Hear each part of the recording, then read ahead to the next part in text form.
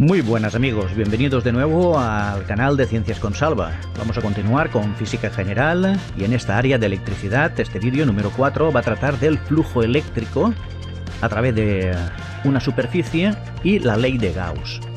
Si te interesa este vídeo, quédate y continuamos rápidamente.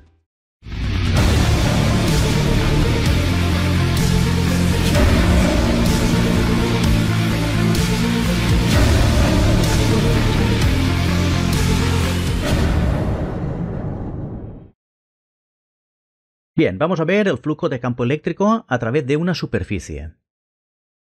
Se llama flujo de campo eléctrico a través de una determinada superficie plana, vamos a considerarla ahora de momento plana, S, en un campo eléctrico uniforme, al que llamamos E, vectorial, al siguiente producto escalar.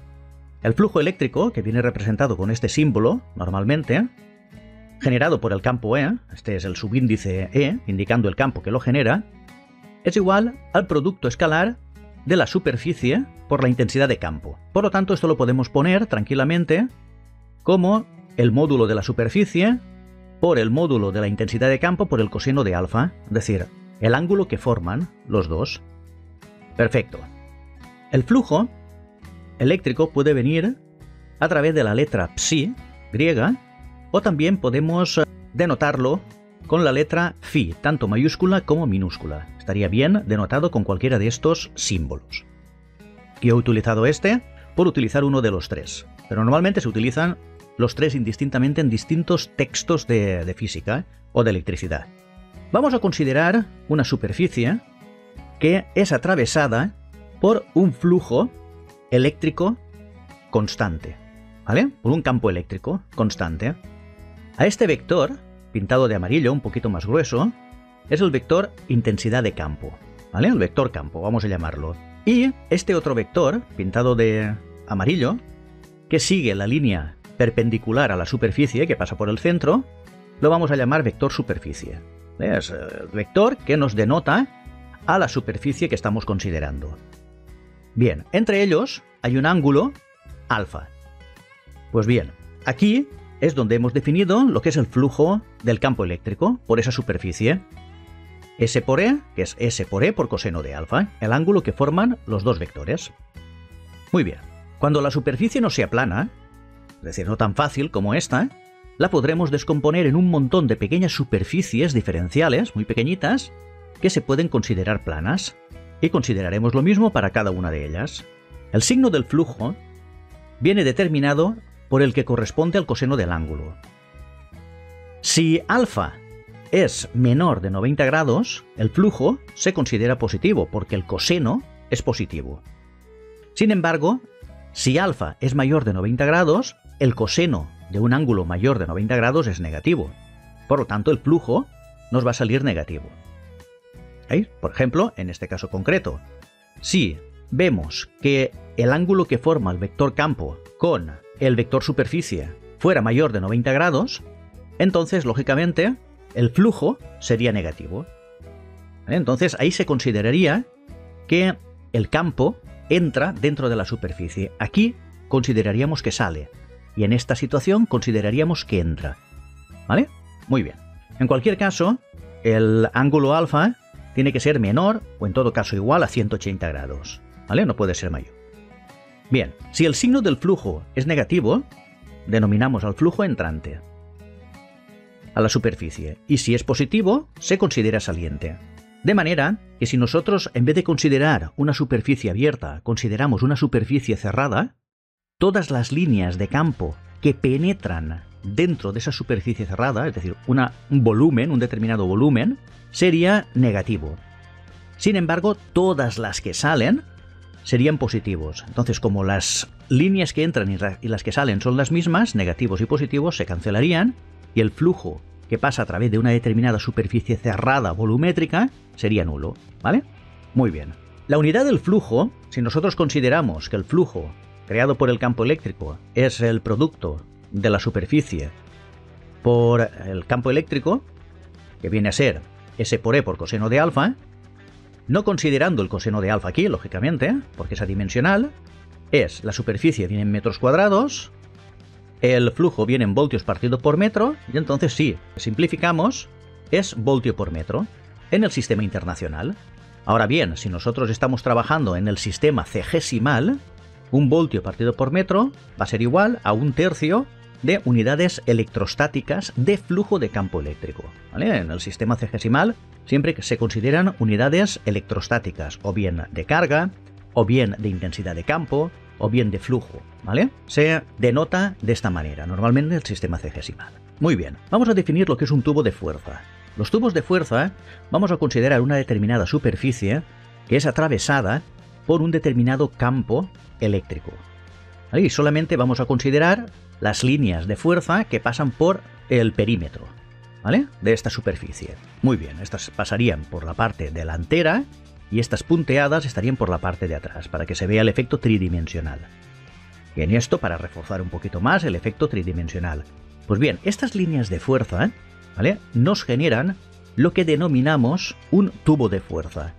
El tubo de fuerza, ¿vale?, la propiedad que tiene es que, como las líneas de fuerza no se pueden cortar, por lo tanto, las líneas de fuerza ni pueden entrar al tubo de fuerza ni pueden salir del tubo de fuerza. Entonces, lo que podemos decir es que todas las líneas de fuerza que pasan por el interior y por el exterior son las mismas que cruzan una superficie que las que cruzan la otra superficie, ¿vale? Se mantiene constante, ¿vale?, el flujo de campo eléctrico. Si nosotros consideramos ahora una superficie cualquiera, con una determinada inclinación, tanto en el eje X como en el eje Y como en el eje Z, ¿no?, una superficie que podemos definir deformada, que está cruzada por un determinado campo eléctrico, que aquí solamente hemos representado las 4 flechas que pasan por los vértices, pero podéis imaginar infinitas por el interior, sin cortarse. Pues bien, ese flujo va a ser exactamente igual que el flujo que pasara por una superficie que representara la proyección ortogonal de esa superficie, ¿vale? Esto sería una superficie totalmente perpendicular, ¿vale?, a las líneas de campo. Por lo tanto, el flujo que pasa por esta superficie proyectada es exactamente igual al flujo que pasa por dentro de esta otra superficie, sin proyectar, ¿vale? Lo representamos así para indicar de una manera mejor que está abatida tanto verticalmente como horizontalmente, ¿vale? Y es totalmente ortogonal. Pues las líneas de campo, insisto, son exactamente las mismas. Por lo tanto, el flujo se mantiene exactamente igual en una superficie que en la otra. Muy bien, estos serían las propiedades que tiene un tubo de fuerza, lo que denominamos un tubo de campo eléctrico. Muy bien, entonces el flujo que atraviesa cualquier tipo de superficie S es el mismo que atraviesa su proyección ortogonal, en este caso que hemos denominado S sub n mayúscula. Esto es una propiedad muy importante porque ahora cuando veamos la demostración de la ley de Gauss, esto se utiliza muchísimo con los ángulos sólidos. Aquí tenemos un tubo de fuerza y en este tubo de fuerza el flujo eléctrico está atravesando dos superficies, a una que denominamos superficie S1, a la otra que denominamos superficie S2, y las superficies son diferentes en magnitud. De manera que la intensidad de campo eléctrico que atraviesa una superficie, la S1, es E1, y la intensidad de campo eléctrico que atraviesa la S2 es E2. ¿Vale? Que son, lógicamente, el mismo campo eléctrico pero con intensidades diferentes. Por lo tanto, aquí podemos poner que el flujo de campo eléctrico que atraviesa la superficie S1 es S1 por E1, la multiplicación de la superficie por el campo eléctrico. Y el flujo que atraviesa la superficie 2 es S2 por E2. Muy bien, esto implica que S1 partido S2 es igual a E2 partido E1. Por lo tanto, en el interior de un tubo de fuerza, las intensidades de campo están en razón inversa a las superficies normales interceptadas por las líneas. ¿Qué significa esto? Esto lo que significa, viéndolo en este ejemplo un poquito más aclaratorio, que si nosotros tenemos un determinado flujo de campo eléctrico pasando por una determinada superficie, a la que denominamos S, y esas líneas están pasando exactamente las mismas, es decir, el mismo flujo por una superficie que sea 3 veces mayor, esto no está a escala, pero más o menos intentamos representar una superficie 3 veces mayor, lógicamente la densidad de líneas que pasa por la superficie mayor va a ser menor que la densidad que pasa por la superficie menor.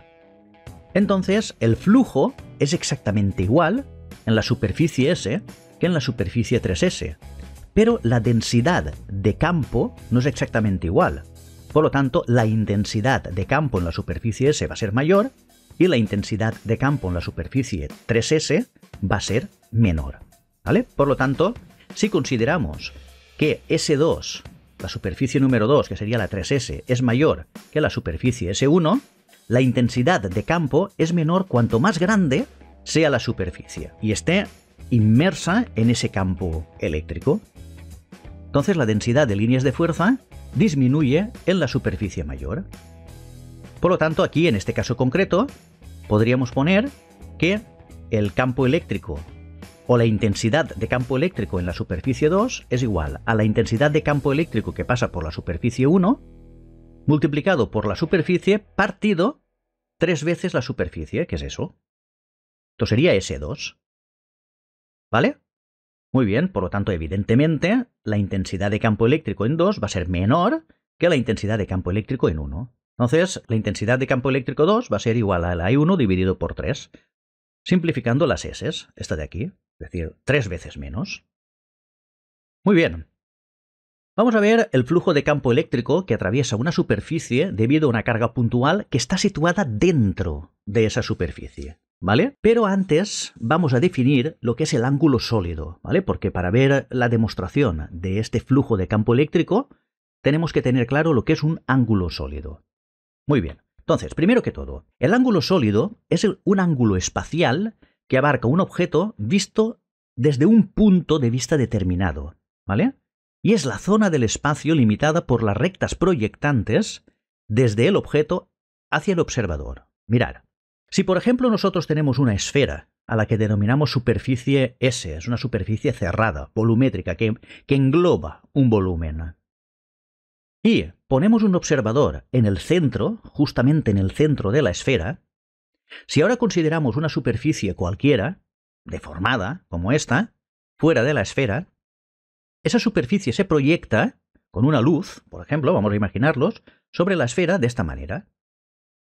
Bien, pues entonces el observador verá, vamos a decirlo de esta manera, un parche aquí en la esfera, que si mira hacia los vértices de ese parche, se generará un ángulo que va a coincidir las líneas proyectadas con la superficie que se está proyectando. ¿Vale? Entonces el ángulo este con el que ve el observador lo vamos a denominar ángulo omega. Generalmente se utiliza la omega mayúscula o la omega minúscula. Pues bien, este ángulo sólido es el mismo en la superficie de la esfera que fuera de la esfera cuando nos estamos acercando a la superficie. Si esto lo interpretáramos como un campo eléctrico que sale de una carga puntual, sería el mismo flujo de campo eléctrico estaría atravesando esta superficie pequeña que esta superficie grande. Porque aquí tenemos un tubo de fuerza y por lo tanto las líneas de fuerza ni pueden salir ni pueden entrar. ¿Vale? Muy bien.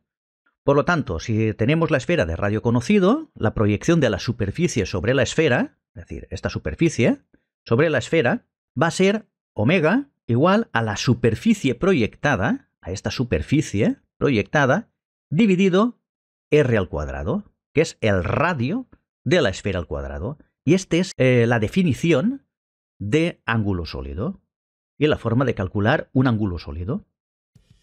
También lo podemos denotar como omega minúscula. Muy bien, la unidad del ángulo sólido es el estereoradian, ¿vale? Es decir, así como los ángulos planos se miden en radianes, por ejemplo, aquí los medimos en estereoradianes. Se denotan como SR y, por ejemplo, para una superficie de una esfera completa serían 4pi estereoradianes. Muy bien, esta superficie podría ser tanto puntiaguda como circular o cualquier tipo de superficie. Vale, entonces vamos allá. Vamos a demostrar lo que es el teorema de Gauss o la ley de Gauss. Vamos a considerar una superficie cerrada. Vamos a considerar, por ejemplo, esta patata, ¿vale? Esta patata, lógicamente, tiene un volumen y eso se denota como una superficie, que sería la piel, que engloba un volumen, que sería la propia patata. Muy bien, esta superficie cerrada la vamos a denominar A, superficie A. Vamos a darle un bocado a la patata y vamos a ver qué hay dentro del interior de la patata. Y al mirar dentro del interior de la patata, vemos que hay una carga eléctrica puntual. Está situada ahí. Vamos a interpretarlo de esta manera. Esta estaría en el centro justo de la patata. Muy bien. A esta carga la vamos a considerar positiva. Y ahora vamos a considerar un trocito de piel, ¿vale? Que vamos a cortar por aquí arriba, este trocito de piel, que vamos a considerarlo diferencial, ¿vale? Una superficie de la piel diferencial. Entonces nosotros queremos averiguar el campo eléctrico que pasa por ese elemento diferencial de piel y que ha sido creado por esta carga Q positiva. Por lo tanto, a este diferencial de superficie lo vamos a llamar diferencial de A, y el campo eléctrico, considerando una de las líneas de fuerza del campo eléctrico que sale de la patata, ¿vale? En este caso concreto a través del diferencial de área, ¿vale? Lo vamos a considerar E. Este sería la intensidad de campo eléctrico. Vamos a considerar el vector que nos denota o que nos define el diferencial de área como este vector perpendicular, vamos a suponer que esto sea perpendicular a la superficie esta, y lo vamos a denominar diferencial de área, ¿vale? Con la flechita encima, porque este es el vector que nos representa esta superficie diferencial de área, ¿vale? Sabéis, o tenéis que saber ya, que las superficies las representamos generalmente con vectores, porque es una forma muy adecuada para representar las superficies y hacer cálculos en física y en matemáticas. Pues bien, el vector campo eléctrico hace un ángulo alfa con el vector superficie. Este sería el ángulo que estaríamos viendo o imaginando, de alguna manera. Muy bien. Vamos a considerar ahora una esfera que esté tocando la piel, diferencial de área, pero aquí tendríamos una esfera o una superficie interior a la patata, incluso que se puede salir de la patata también por los laterales, ¿vale? Y a esa superficie la denominamos una superficie gaussiana, porque es una superficie imaginaria, ¿vale? Son superficies que su propiedad es que tienen simetría y debido a su simetría podemos hacer cálculos de una manera muy fácil. Entonces a este tipo de superficies se denominan, insisto, superficies gaussianas. Bien, vamos a abatir el trocito de piel sobre esa superficie imaginaria gaussiana, ¿vale?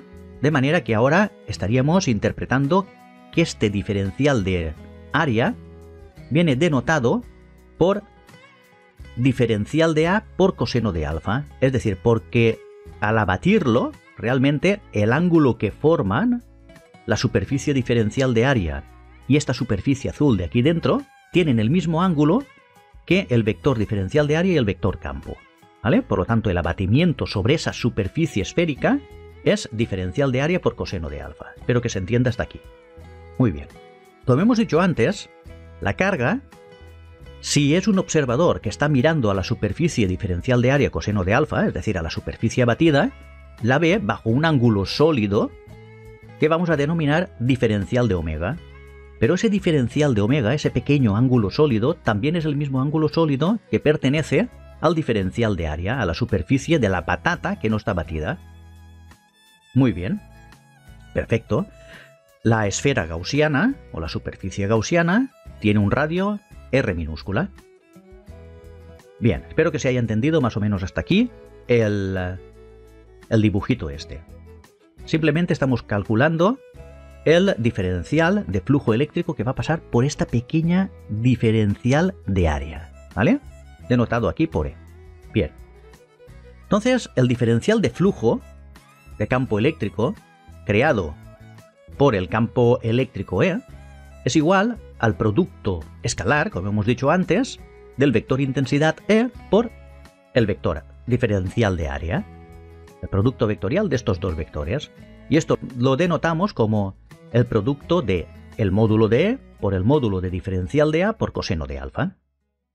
Muy bien. Es evidente que el campo eléctrico lo podemos poner como 1 partido 4pi epsilon sub 0 por la carga partido la distancia al cuadrado, que en este caso la distancia es r, ¿vale? Estamos considerando la superficie abatida diferencial de A coseno de alfa, ¿eh? ¿Qué es esto de aquí? Muy bien. Por diferencial de A coseno de alfa, ¿vale? Esto es exactamente igual que esto, el flujo. Muy bien. Entonces, esto lo ponemos como 1 partido 4pi epsilon sub 0 por Q, y ahora agrupamos el diferencial de A coseno de alfa partido r cuadrado, lo agrupamos todo con una única expresión. Muy bien. Pues bien, al diferencial de A coseno de alfa es la superficie azul sobre la esfera de radio r, ¿vale? Es evidente, ¿no? Lo tenéis claro. Perfecto.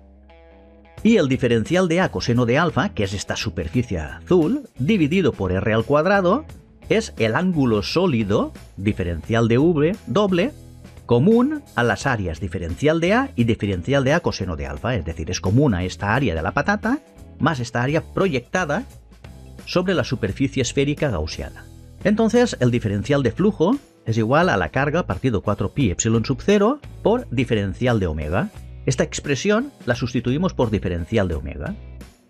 Muy bien, entonces, esto implica que el flujo es igual a Q partido 4pi epsilon sub 0 por la integral desde 0 hasta omega, es decir, hasta el ángulo sólido completo que estamos viendo, por diferencial de omega.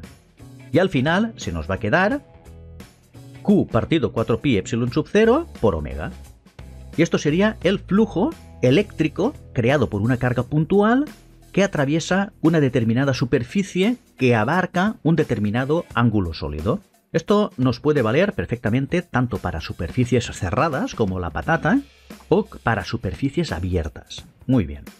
Vale, entonces el flujo es igual al producto de las acciones que hace la carga, es decir, del campo eléctrico que crea la carga, ¿vale? O que crea el campo, por el ángulo sólido W, con el cual la carga ve a la superficie diferencial de A por coseno de alfa, o incluso a la superficie diferencial de A, sin abatir. Si consideramos el flujo que atraviesa la superficie esférica, esta de aquí dentro, esto lo podemos poner como Q partido 4pi epsilon sub 0 por la integral de 0 a 4pi. ¿Por qué? Porque el ángulo sólido completo de una superficie esférica es 4pi, ¿vale? Tenerlo en cuenta.